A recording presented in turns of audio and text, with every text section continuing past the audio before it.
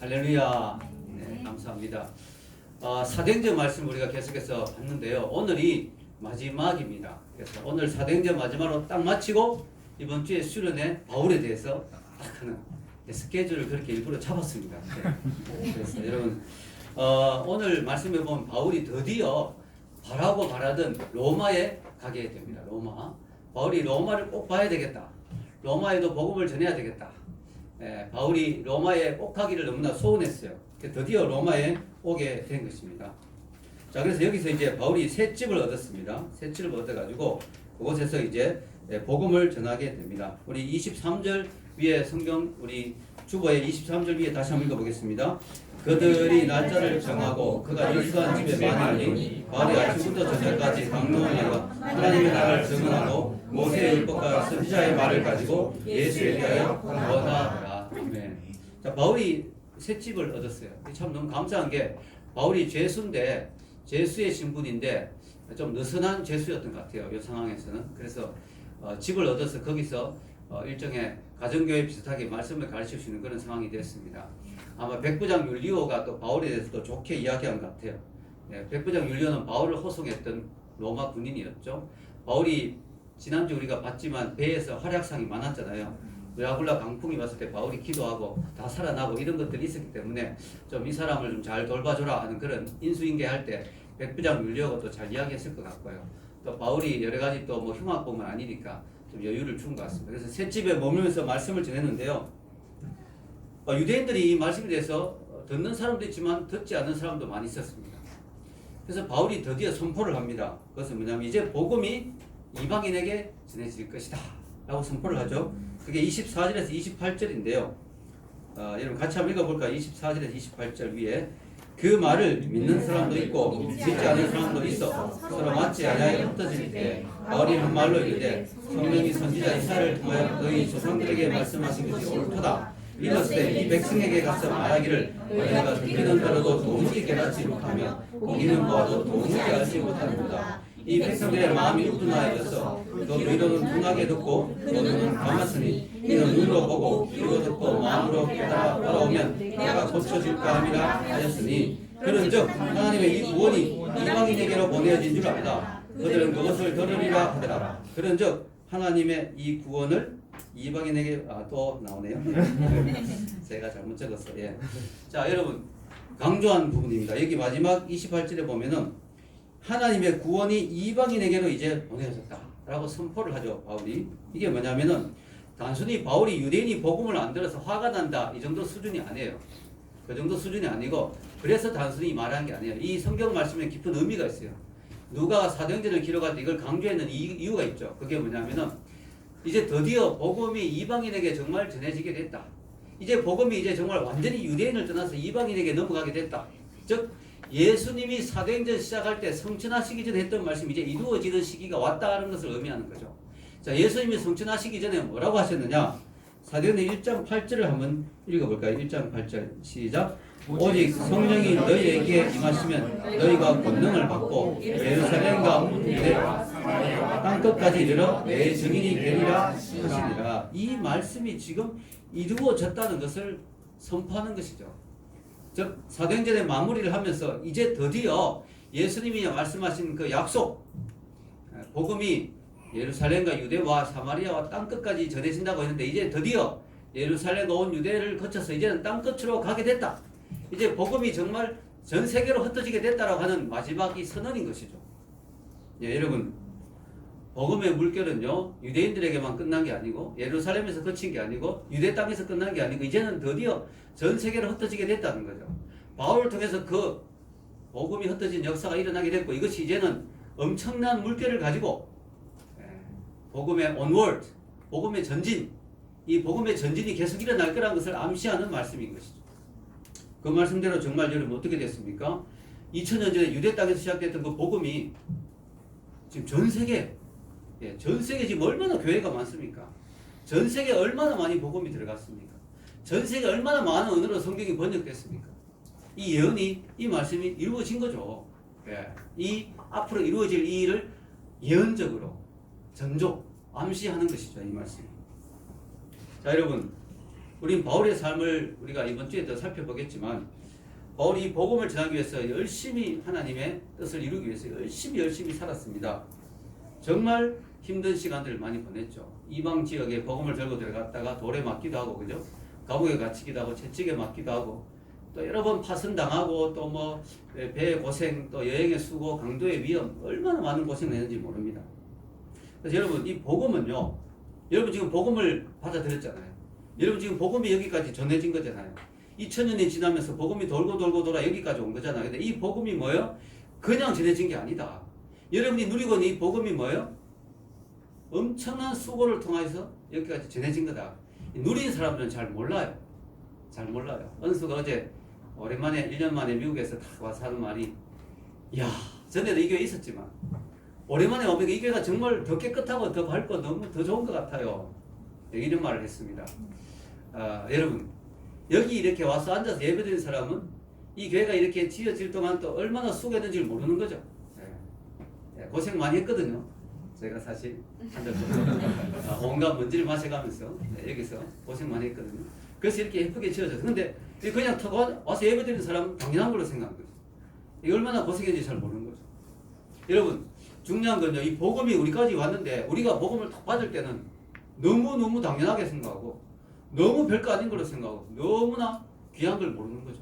사실 이 복음이 여기까지 전해지기에는 엄청난 순교자의 희생, 이건 그냥 누가 수고하고 고생했다 정도가 아니고 피의 희생이 많았다는 거죠. 바울도 순교했잖아요.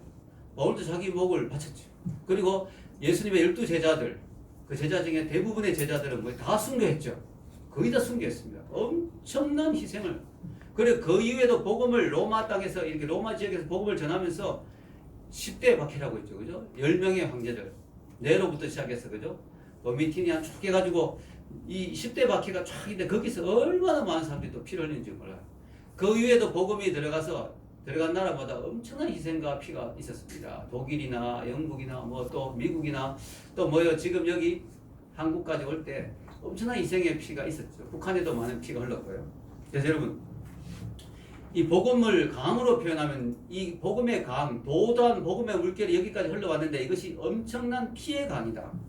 이걸 꼭 우리는 기억해야 됩니다. 아멘. 엄청난 피의 강이었다. 여러분, 예수님을 의심했던 도마도요, 인도까지 가서 복음을 전하다가 죽었잖아요.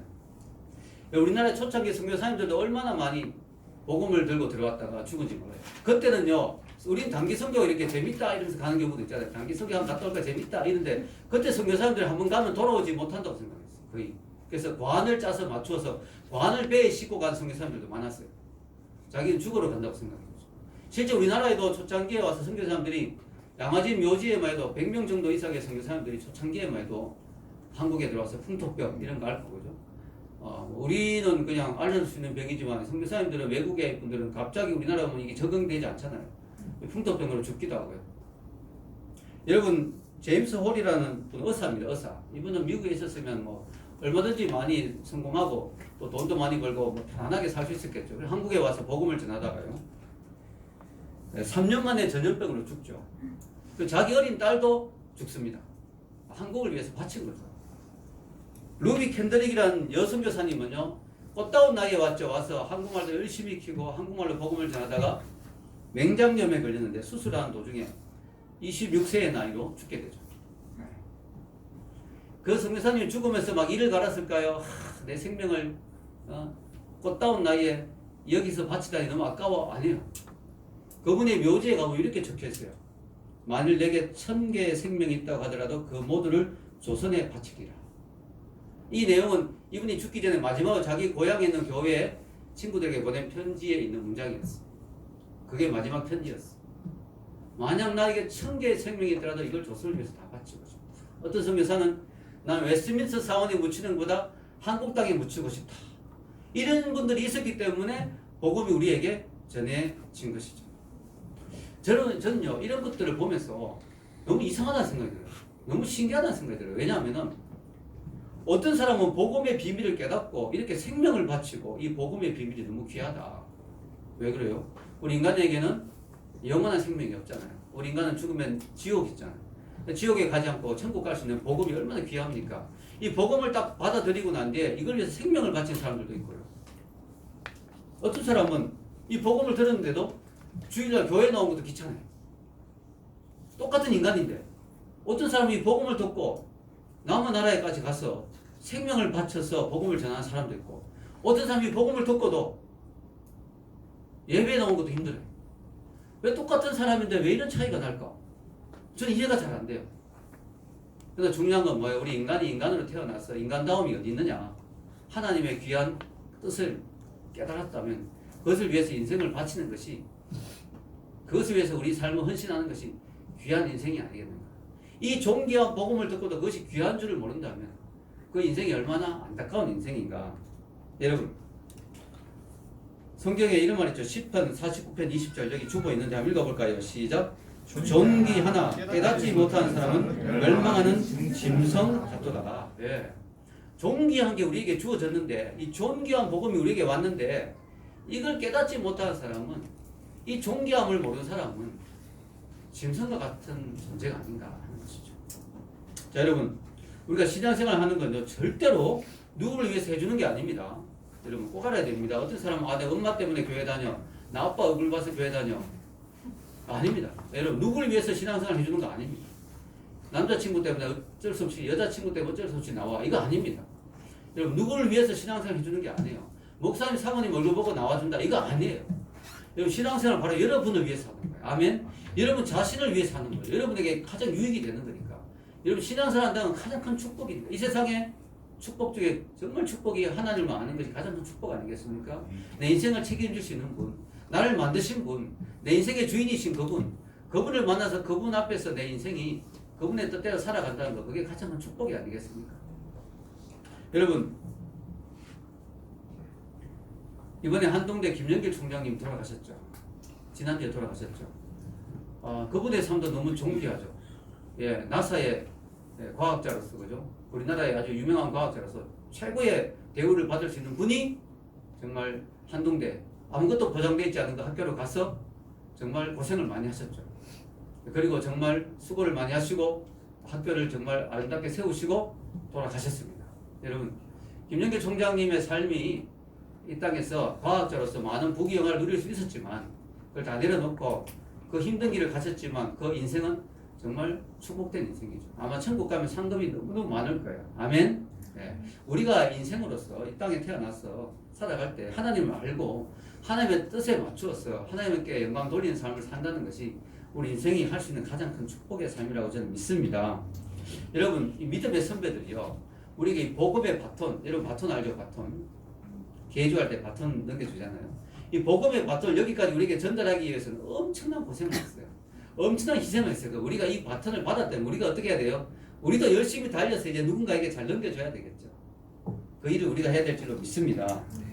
자, 하나님이 우리나라에 복음을 주셨어요. 우리나라가 100여 년 전에는 복음이 없었어요. 110년 전인가요? 우리나라에 100여 년 전에는 아예 예수님을 몰랐어요. 무지 가운데 살았죠. 하나님도 모르고 살았죠. 근데 이 복음이 우리나라에 들어왔는데요. 제가 만난 선교사님들이 많이 그런 이야기를 합니다. 너무 신기하다. 이 대한민국이. 대한민국은 이상하다. 이렇게 교회가 많은 나라가 잘 없다. 특히 아시아 지역에. 이렇게 많은 나라가 없다. 그래서 제가 직접 선교사님 하는 말 들었어요. 이 조선 땅은 초선이 영어로 초전이거든. 초전 피플. 조선 백성이 선택된 백성이다. 초전 피플이다. 자기는 그렇게 이야기하시죠. 여러분 아시아에 인구가 한 42억이 있습니다. 지금 전 세계 인구가 한 77억쯤 되거든요. 아시아에 42억이 있어요. 엄청나죠 숫자가. 여기에서요 국민의 20% 이상의 기독교인 나라는 한국밖에 없어요.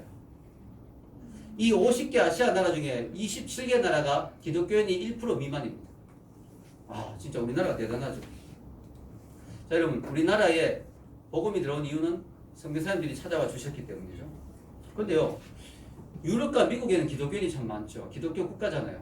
거의 기독교가 꽃을 피고. 왜 그렇게 됐을까요? 바울이 복음을 전하는데 아시아로 가려고 했어요. 아시아. 그런데 성령님이 막으셨어요. 막아서 유럽과 그쪽으로 복음이 먼저 들어가게 하셨어요. 그게 어디 나오냐면은 사도행전 16장 6절에서 10절에 여기 주보에 한번 읽어보겠습니다. 시작. 성령이 아시아에서 말씀을 전하지 못하게 하시기를 그들이 불기아와 갈라디아 땅으로 가다가 무시아 앞에 이르러 비두니아로 가고자 했을 때 예수의 영이 허락하지 아니하시는지라. 무시를 지나 드로아로 내려가는데 밤에 환상이 바울에게 보이니 마게도냐 사람 하나가 서서 그에게 청하여 이르되 마게도냐로 건너와서 우리를 도우라 하더니 바울이 그 환상을 보았을 때 우리가 곧 마게도냐로 떠나기를 힘쓰니 이는 하나님이 저 사람들에게 복음을 전하라고 우리를 부르신 줄로 인정하노라. 아멘. 이 마게도냐가 유럽 쪽이고 서양이거든요. 자, 바울의 원래 계획은 뭐예요? 아시아로 가려고 했어요. 6절에 보자. 성령이 아시아에서 말씀을 전하지 못하게 하시거든. 바울의 원래 계획은 일단 아시아부터 좀 더 전도하고 아시아를 좀 더 복음화하고 다음에 유럽으로 시간이 남으면 유럽으로 가려고 생각했는데 딱 막으시고 유럽으로 인도하신 거예요. 여러분 기독교는요 사실은 이 중동에서 시작됐죠. 중동은 미들 이스트 동쪽의 중간이에요. 우리는 극동이라고 그러죠. far east 극동 방송 거기서 나온 거죠. 여러분 그래서 어떤 사람이 이렇게 하요. 전도 딱 하면은 탁 튕기면서 이렇게 하하 우리나라도 좋은 종교가 많은데 왜 서양 종교를 믿어 이러거든요. 기독교는 서양 종교가 아니고 동양 종교예요. 왜 중동 동양 이스트 동양에서 시작된 종교예요. 그래서 사실 여러분 기독교가 서양 종교라고 사람들이 착각한대요. 기독교는 동양 종교예요. 재밌죠? 자 그런데 왜 서양 종교가 됐느냐? 서양 종교가 들었겠냐면 복음이 초창기에 서양으로 넘어가 버렸기 때문에 이 바울을 통해서 유럽으로 먼저 들어가 버렸어요. 그래서 유럽이 복음화됐어요. 뭐 프랑스, 영국, 독일 그 다음에 그들이 또 복음을 들고 들어가서 미국 신대륙을 세웠죠. 그래서 미국 이렇게 해서 복음이 돌고 돌아 2000년이 걸려가지고 우리나라에 온 거예요. 2000년이 걸려서 2000년이 지금 2000년이 지났잖아요. 100년 전에 우리나라 들어가서 거의 2000년 걸려 우리나라에 들어온 거예요. 우리 좀 억울하지 않습니까? 왜냐하면은 만약에 그때 성령님이 안 막으셨으면 바울이 아시아로 먼저 복음을 들고 들어갔을 거 아니에요? 그럼 아시아 쪽에 막 복음을 전에 우리나라도 2000년 전에 복음을 받아들였을 거 아니에요? 그럼 우리나라가 지금 유럽처럼 문명국가가 부유한 나라가 먼저 됐을 거 아니냐? 근데 우리가 뒤늦게 복음을 받아들여가 우리가 좀 손해다 이런 생각이 좀 들잖아요. 그런데 그렇지 않습니다. 너무 놀라운 사실은요. 하나님의 뜻과 섭리가 있는 거죠. 왜냐하면 여기 보세요. 유럽에 들어가려고 하는데 막았잖아요. 아시아에 가려고 했는데 막았잖아요. 유럽으로 먼저 갔잖아요. 왜 우리는 늦게 이렇게 들었느냐? 우리는 손해다. 하나님 우리를 차별하시느냐? 그게 아니고 뭘까요? 복음이 영원히 전해지는 게 아니에요. 여러분. 지구가 한정이 있잖아요. 지구 땅덩어리 한정이. 예수님이 뭐라고 했어요? 복음이 땅끝까지 다 전해지면 뭐예요? 모든 나라에 다 전해지면 그 다음에 끝이 온다 그랬거든요. 예수님의 재림. 인류의 종말. 인류가 영원히 이렇게 가는 게 아니에요. 인류의 종말이 온단 말이죠. 그럼 복음이 전해지는 게 마치 계주하는 것 같아요. 여러분 400m 계주 계주 주자가 100m씩 뛴다 생각하면 4명이 뛰잖아요. 그럼 첫째 탁 뛰어나간 사람이 잘해야 되겠죠. 처음부터 뒤처지면 좀 곤란하니까. 그래도 제일 중요한 사람은 누구예요? 마지막 주자죠. 마지막 주자. 조금 뒤쳐져도 마지막 주자가 뭐예요? 정말 잘 달린 사람이 막 따라내서 탁 1등으로 들어가면 1등 하는 거예요. 첫 주자가 좀 빨리 달려도 마지막 주자가 헤매게 되면 지는 거죠. 자, 우리나라는 어떻게 될까요? 이 복음에 있어서 첫 주자예요? 마지막 주자예요? 마지막 주자예요. 더 멋있는 거예요. 첫 번째 주자보다 더 멋있는 거예요. 마지막 주자가 딱 피니싱 라인을 마지막 딱 결승전을 통과하는 그게 멋있는 거잖아요. 하나님이 우리 아시아의 복음을 먼저 전하지 않았던 이유는 유럽에게 먼저 복음화하고 전 세계를 복음화한 다음에 마지막 마무리를 누구에게 맡기는가요? 아시아에, 우리나라에 맡기는 거예요. 아시아에 여러 나라가 있는데 그럼 우리나라가 꼭 복음의 마지막 주자냐? 그건 알 수 없어요. 그러나 복음화율이 제일 높은 게 우리나라예요. 그리고 지금 전 세계에서 선교사님들을 가장 많이 파송한 나라가 우리나라예요. 미국이 1위고 우리나라가 2위거든요. 이 작은 나라가. 근데 국민들 숫자로 계산하면 우리나라가 1위예요. 땅덩어리 크기랑 우리나라가 1위예요. 1위. 엄청난 나라입니다. 우리나라가 엄청난 나라입니다. 우리나라 보통 나라가 아니에요. 여러분 우리나라에 하나님의 놀라운 계획이 분명히 있다고 저는 믿습니다. 엄청난 거죠. 이게 우연히 일어난 일이 아닙니다. 여러분 물론 지금 중국도 지금 복음이 많이 들어가고 있는데 시진핑이 지금 또 중국에 또 막 기독교를 너무 심하게 탄압해가 좀 어떻게 될지도 모르겠어요. 우리나라밖에 없어요. 어떻게 보면 우리나라가 이 아시아에 마지막 주자. 우리나라가 이거 감당할 수 있을까? 자, 여러분 땅끝까지 복음이 전해지면 예수님 오시는데 땅끝이 지금 어디 남아 있을까요? 이슬람 지역 좀 남아 있고요. 불교가 좀 심한 지역 지금 남아 있어요. 그리고 땅끝이 유대인도 아직까지 예수님 안 받아들이는 사람도 많거든요. 유대인이 또 땅끝이에요. 왜냐하면 지구가 둥그니까 여기서 시작해서 한 바퀴 돌면 여기까지 오면 땅끝이잖아요. 유대인들 요 정도 남아 있습니다. 지금 우리나라가 이제 이걸 감당해야 되는 거죠. 한국이 이걸 감당할 수 있을까? 같이 힘을 합쳐야 되죠. 중국이나 뭐 이 아시아 지역의 힘도 유럽의 나라들도 힘을 합쳐야 되지만 지금 문제는 유럽에 지금 기독교가 막 쇠퇴하고 있어요. 하나님 촛대를 옮기신 거죠. 촛대를.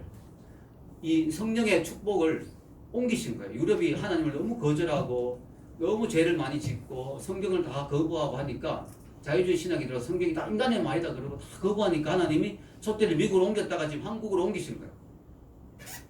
한국이 잘해야 되죠. 감당할 수 있을까요? 감당해야죠. 우리가 마지막 주자로서 예수님 오시기를 앞당기는 복음화를 아마 서기 한 2030년 늦으면 50년까지 복음이 다 들어간다고 해요. 계산상으로 전 세계 다 들어간대요. 그때 되면 예수님이 오실 때가 가까운 거죠. 저는 재밌는 게요. 하나님이 지금 북한을 지금 왜 이렇게 해놓으셨을까? 왜 북한을 지금 이 오랫동안 북한을 이 폐쇄된 나라로 이렇게 하셨을까? 여기에도 하나님이 나는 깊은 뜻이라고 생각해요. 왜냐하면요. 제가 뭐 두개절 선교나 이런 걸 통해서 들어보면 북한의 지하교회 교인들은요. 생명을 걸고 지금 신앙생활 하거든요. 우리하고 완전 레벨이 다릅니다. 우리를 위해서 지금 걱정하고 있어요. 그 사람들이. 이 남한의 교회가 타락하면 안 되는데 이러면서 걱정. 우리 이제 북한 걱정하면서 기도하잖아요. 지하교회 교인들 하나님 불쌍히 여겨주세요. 지하교회 교인들은요. 남한의 교회가 걱정인데 지금 타락하면 안 되는데 이러고 있거든요. 북한의 지하교회 교인들은요. 성경을 구하기가 어려워서 성경에 딱 어떻게 성경이 손에 들어오면요. 성경을 완전히 다 외워버려요. 찬송어도 기본에 300장 외운다고 합니다. 기본 300장. 이 북한의 성도들은요. 엄청난 지금 영적 파워가 있어요. 자, 우리 남북이 통일되면 어떻게 될까요? 북한의 성도들이 남한 교회하고 합쳐지면 어떻게 돼요? 남한 돈이 많잖아요. 교회가. 물질로 후원하고 북한의 교회는 엄청난 연단을 받았잖아요. 김일성, 김정일, 김정은 3대 세습 핍박에서 살아남았기 때문에 그 사람들의 목숨이 아깝지 않은 사람들. 이슬람 무서워요. 우리 이슬람 무서워서 못 가요. 그런 거 전혀 없어요. 죽으면 죽으리라. 그냥 생명이 아깝지 않은 사람들. 그 사람들. 이미 그들은 목을 내놨기 때문에 그 사람들은 무서운 게 없는 사람들이에요. 그들과 우리 남한교회가 합쳐지면 엄청난 시너지 효과가 일어나겠죠. 하면 그걸 위해서 지금 통일을 준비하시면서 북한교회를 지금 영적으로 완전히 불덩이로 만들고 계신 게 아닌가 이 생각도 좀 들고요. 우리가 지금 해야 될 일이 많은 것 같아요. 여러분, 우리나라가 이 마지막 때 선교를 해야 되는데 선교하기 좋은 조건을 많이 갖추고 있어요. 여러분 제가 적어놨죠. 여기 7개. 이게 지금 우연이 아닙니다. 첫째, 한국 사람들은 전 세계에 흩어져 있습니다. 우리나라 사람들이요. 전 세계에 흩어져 있어요. 전 세계. 볼펜 없는 분은 뒤에 손 들면 볼펜 드립니다. 여러분 우리나라 사람들만큼 전 세계에 흩어지는 여러분 유대인들이 별명이 뭐예요? 디아스포라. 이 뜻은 흩어진 하나님의 백성들. 자, 디아스포라 2위가 우리나라예요. 전 세계에서 유대인들 다음으로 많이 흩어져 있는 사람이 우리나라 사람들이에요. 여러분 우리나라에 어디를 가도 없는 데가 없어요. 우리나라 사람들. 여러분 그 숫자를 현재 한 1000만 명쯤 된다고. 1000만 명. 엄청난 숫자죠. 1000만 명. 중국에 조선족 있죠. 조선족. 55개의 중국 내 소수민족 가운데 흩어져 있습니다. 그리고 구소련 지역에는 독립투사의 후손들 이런 사람들 또 고려인이죠. 고려인 흩어져 있습니다. 또 중동 붐을 타고 중동으로 들어간 사람들도 많아요. 사우디, 자 우리 두바이, 한국에 한인들 좀 있죠. 거기 가면 거기도 한인들이 있습니다. 그 열사의 나라에 또 한인들이 있어요. 쿠웨이트, 이란 4만 명 이상 있다고 합니다. 그리고 또 일제 강제징용 때문에 사할린에 흩어져 있는 사람들이 또 100만 명이 넘습니다. 또 미국, 캐나다 등지에 얼마나 많이 한인들이 또 있습니까? 그 사람들이 또 돈이 많으니까 이 물질로 또 우리 선교에 많이 후원해요. 실제로 정말 많이 하거든요. 그 사람들이. 미국에 흩어지는 한인교회만 해도 2,500개가 넘습니다. 엄청난 숫자죠. 그래서 이게 전부 뭐예요? 하나님이 마지막 때 북한의 지하교회 교인들과 함께 세계 선교를 하기 위해서 준비해 놓은 엄청난 사람들인 거죠. 전 세계에 흩어가서 세계 선교할 수 있도록 통역이 다 되는 거예요. 중동말도 통역되고 소련말도 통역되고 북한말도 통역되고 다 되는 거예요. 북한말은 통역이 필요 없지만 중국말도 통역되고 다 되는 거예요. 다 한인들 흩어져 있으니까 어디 가든지 통역이 다 되는 거죠. 두 번째, 한국 사람은 피부 색깔이 적당합니다. 너무 희도 않고 너무 검지도 않아서 어디 가든지 바로 적응해요. 허연 나라에 가면 금방 허해지고 조금 검은 나라에 가면 금방 검어져요. 금방 적응이 돼요. 너무 신기한 게 제가 아프리카 선교사님 만났는데 얼굴이 새까매졌어요. 금방. 아프리카 사람은 똑같이 되겠어요. 중국 선교사님도 중국 사람이 구별이 안 돼요. 분위기가 딱 비슷해. 필리핀 선교사님도 필리핀 사람하고 똑같이 생겼어요. 너무 신기한 게 이게 딱 섞여 들어가기 너무 좋아요. 적당하니까 피부 색깔. 자, 그 다음에 세 번째로 한국 사람들은요, 혀 길이가 적당합니다. 언어를 빨리 배워. 언어를 빨리 배워. 우리나라 사람만큼 언어를 빨리 배우는 사람이 없어요. 우리나라 말로는 또 모든 언어가 다 표현이 되죠. 그만큼 우리 혀가 참 하나님 잘 만드셔가지고 현지 언어 습득이 정말 빠릅니다. 우리나라 속의 사람들은 현지에 가면요, 몇 개월 안 됐는데도 유창하게 현지어로 막 설교합니다. 너무 신기하죠. 예, 우리나라 사람들은 이 언어의 능력이 탁월해요. 일본 사람들은 그게 잘 안 되거든요. 나를 데리고 잘 발음 못하는 거예요. 나라도 발음하니까. 매거도 나를 데리고 잘 발음이 잘 안 돼. 자, 네 번째, 한국 사람들은 뭐든지 잘 먹습니다. 뭐 몸에 좋다면 뱀부터 지렁이부터 해서 개구리부터 못 잡아먹는 게 없어요. 곰 발바닥까지 다 먹습니다. 그래서 이 선교 사람들은 식성이 좋아야 되거든요. 어디 가든지. 그런데 외국인들은 뭐 이게 이상한 음식을 못 먹자는데 우리나라 사람들은 어디 가도 못 먹는 음식이 없어요. 너무 신기하게 제 동생이 선교사잖아요. 어린이 전도협회 아시아 태평양 선교사라고 온갖 곳을 다 갔는데 한 번도 못 먹은 음식이 없었다. 너무 신기한 게 제 동생이 저희 집에서 입이 좀 짧아가지고 뭘 잘 못 먹었는데 딱 선교사가 되고 나니까 기름 부으심이 막 임하더니 갑자기 어디 가든지 모든 음식을 다 먹는 거예요. 네. 어떤 음식이든지 못 먹는 음식이 없어. 딱 한 번 바퀴벌레가 나와서 조금 밀어준 적이 있었고 그 외에는 어떤 음식인지 못 먹은 적이 없었대요. 자, 그 다음에 네 번째, 다섯 번째는요, 한국 사람들은 사계절이 뚜렷해가지고요, 어느 곳에 가도 빨리 적응합니다. 왜? 추운 것도 적응해봤고 더운 것도 적응해봐요. 사계절이니까 우리나라는. 여러분 정말 추운 데만 살던 사람은 더운 데 가면 못 견디겠죠. 또 너무 더운 데만 살던 사람들은 선교사로 가면 추운 데 가면 못 견디겠죠. 우리나라 사람들은요, 웬만하면 다 견뎌요. 웬만한 뜨거운 나라 가도 적당히 견디고요. 웬만한 추운 나라 가도 적당히 견뎌요.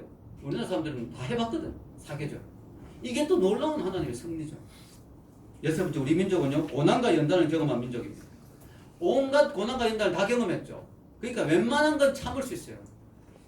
왜? 선교 사람들 뭐 이런 사람들 막 못 참고 나올 수도 있는데 우리나라 사람들은요, 웬만한 고생은 다 참습니다. 고생 많이 해봤기 때문에 이 민족이에요. 일곱 번째는요, 한국 민족은요, 한 번도 남의 나라를 침략한 적이 없어요. 5,000년 역사 가운데 한 번도 남의 나라를 침략한 적이 없습니다. 그러니까 어떻게 돼요? 미움을 받잖아요. 서양 선교사들은 배척을 받죠. 왜냐하면 너희 나라 우리나라 식민지 했지 않느냐 이래가지고 싫어하는 사람들이 많거든요. 근데 우리나라 사람들 어디 가도 싫어하는 사람들이 없어요. 왜냐? 우리나라 남을 괴롭힌 적이 없거든. 다 웰컴이에요. 웰컴. 그러니까 이게 하나님의 놀라운 섭리가 아니고 뭐겠습니까? 마지막 때 하나님 마지막 주자로 쓰시기 위해서. 근데 우리나라가 너무 가난하면 선교도 못해요. 돈 없으면 선교 못하죠. 하나님 우리나라에 주신 축복이 경제력을 축복해요. 영적 기적과 경제적 기적과 국위 신장의 기적을 주셨어요. 이 세 가지를 제가 적어 놓았는데요. 첫 번째 영적 기적이죠. 우리나라가요, 100년 전만 해도 믿는 사람이 한 명도 없었어요. 근데 우리나라에 지금 1,000만이 넘는 성도들이 생겼어요. 전국 방방곡곡에 교회가 없는 곳이 없어요. 이게 그냥 일어난 일이 아니에요. 하나님이 영적인 복을 주신 거죠. 마지막 때 마지막 주자로 쓰시기 위해서. 두 번째는 경제적인 기적을 주셨죠. 경제적 기적. 우리나라가요, 얼마나 못 살던 나라였습니까? 보리고개. 야, 여러분 우리나라가요, 조사해보니까 제가 자료를 1960년대, 제가 60년대 태어났는데 제가 태어날 그때만 해도 우리나라 1인당 국민소득이 82달러. 지금은 3만 달러가 넘었죠. 엄청난 기적이죠.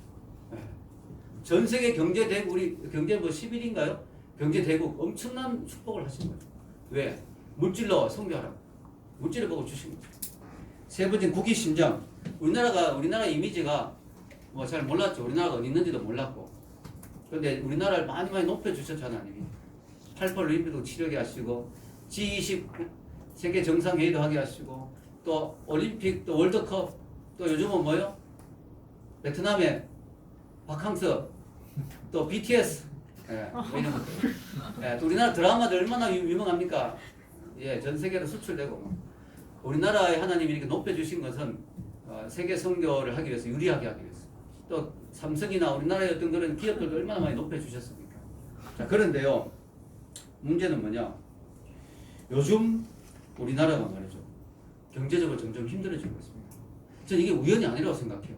여러 가지 대내외적인 정치, 경제적인 여러 가지 이유가 있겠지만, 그러나 제일 큰 이유는 하나님 보시기에 우리나라가 영적으로 바로 서지 못하고 있다. 좀 3만 달러 하나님 복을 주시니까 배가 불러지니까 교만해져가지고 하나님 어디냐 그러고 말이죠. 하나님 인정 안 하고 무시하고 말이죠. 젊은이들이 말이죠. 하나님 안 믿고 말이죠. 요즘 청소년들 뭐 몇 프로라고 해? 복음화율이 몇 프로라고 합니까? 3%인가요? 몇 프로? 미전도 종족이라고 그러죠. 미전도 종족이고 5%가 밑에 미전도 종족이거든요. 프로테이지 따지니까 우리나라 이 청소년 청년들이 미전도 종족이 되어 있어요. 하나님이 너무 물질의 복만 주면 또 우리나라 사람들이 교만해지고 맨날 여행만 다니고 하나님 뭐 찾지도 않고 이러니까 하나님 좀 경제적인 어려움을 좀 주시는 것 같아요. 우리나라 좀 흔드시는 것 같아요. 지금 흔들고 여러 가지라 정치 안보도 좀 불안하죠. 저 일본도 지금 요즘 또 막 우리나라에 막 그러고 우리나라가 지금 정신 안 차리면 나라가 지금 상당히 어려운 상황이 됐어요. 이 교회가 깨어나라. 교회가 타락하고 세속화되고 선교도 열심히 안 하고 뭐 이러니까 뭐 하나님이 다시 한번 쓰셔야 되니까 우리나라를 쓰셔야 되니까 마지막 때 쓰셔야 되니까 이런 모습으로 쓸 수가 없잖아요. 이 3만 불 넘고 막 건방져지고 말이죠. 교만하고 세속화되고 타락하고 이러니까 하나님 쓰실 수가 없잖아요. 우리나라를. 하나님 여러 가지로 막 흔드시고 계신 것 같아요. 그래서 우리가 다시 기도하고 아멘.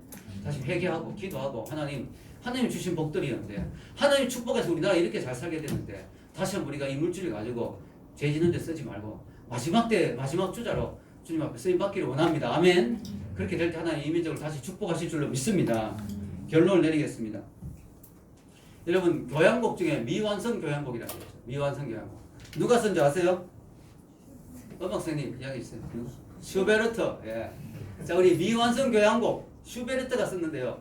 왜 슈베르트가 그 곡을 미완성인지 아무도 몰라요. 이유를 모르겠어요. 그런데 놀라운 건요. 그 곡이 미완성됐기 때문에 더 유명한 곡이 됐죠. 미완성 교향곡이 더 유명해졌어요. 다 완성했으면 그만큼 안 유명했을 수도 있어요. 여러분 오늘 사도행전이 바로 미완성 교향곡입니다. 영어로 뭘까요? 오픈 엔딩. 엔딩 끝났는데 오픈돼 있다. 열려져 있는 결말이다. 분명히 사도행전은 지금 끝났어요. 이제 끝났어요. 28장 끝났습니다. 그런데 결론은 열려 있어요. 읽어봅시다. 30절과 31절 읽겠습니다. 바울이 온 이태를 자기 셋집에 머물면서 자기에게 오는 사람을 다 영접하고 하나님의 나라를 전파하며 주 예수 그리스도에 관한 모든 것을 담대하게 거침없이 가르치더라. 아멘. 담대하게 거침없이 가르치더라. 이게 개역 한글에 보면 그 많은 사람이 없었더라. 자, 바울이 지금 열심히 복음을 전한 걸로 딱 이게 뭔가 좀 이게 뭔가 마무리 같지가 않잖아요. 마무리 그렇게 해서 이제 뭐 복음이 완성됐더라. 이제 선교가 끝났더라. 이런 완성이 아니고 뭔가 열심히 전하고 있는데 그냥 끝나고 있어요. 예. 이게 뭐냐? 오픈 엔딩. 이게 뭘 의미합니까? 사도행전이 이렇게 끝나는 이유는 열려 있다. 즉 하나님의 복음의 역사는 계속되고 있다. 그래서 결론이 거침없이 전하더라. 거침없이 복음이 지금도 전해지고 있다. 사도행전은 끝나지만 거침없이 이 복음은 계속 갈 것이다. 그 많은 사람이 없었더라. 아무도 복음을 막을 수 없다. 하나님이 전하신데 누가 막겠느냐? 하나님이 복음의 물결을 지금도 계속 하시는데 누가 막겠느냐? 이 의미입니다. 즉 여러분들이요 누가가 사도행전을 끝내면서 하는 말이거든요. 여러분들이요 사도행전에 그런 제가 끝냅니다. 그러나 복음은 끝나지 않을 것입니다. 이 복음은 계속 전해질 것입니다. 이 복음은 여러분들에게 계속 전해질 것입니다. 이 복음은 전 세계를 다 덮을 것입니다. 아멘. 거침없이 그 많은 사람이 없을 것입니다. 아무도 금할 수 없을 것입니다. 금했죠. 네로 황제들이 얼마나 금했습니까? 그러나 그것은 하나님의 물결을 결국 막지 못했어요. 그들이 그렇게 복음을 없애려고 기독교를 없애려고 했지만 기독교는 전해졌습니다. 2000년 동안 더 왕성하게 전해졌습니다. 여러분 이 사도행전의 오픈 엔딩은 우리에게 또한 도전이 되기도 하죠. 뭡니까? 사도행전 28장의 뒷부분을 당신들이 쓰시오. 아멘. 누가가 지금 여기 있다면 우리에게 이렇게 이야기할 거예요. 누가 여기 앞에 나와서 간증했다면 사도행전 내용을 간증하고 그래서 저하고 바울하고 고생했고요. 셋집에서 막 복음을 전하다가 제가 이제 거기까지 썼어요. 그리고 여러분들에게 도전합니다. 별빛교회 여러분들이시요. 사도행전 29장을 써주십시오. 할렐루야. 사도행전 29장을 여러분들에게 쓰라고 오늘 28장으로 마치면서 도전하는 거죠. 여러분 우리 사도행전을 6개월 동안 묵상했는데요. 오늘 말씀이 이제 사도행전 끝이 났지만요. 우리가 이번에 수련회 때 바울을 통해 도전받으면서 우리가 나머지 29장, 30장, 31장 주님이 오시는 그날까지 사도행전의 뒷부분을 써나가는 저와 여러분 되시기를 주의 이름으로 축원합니다.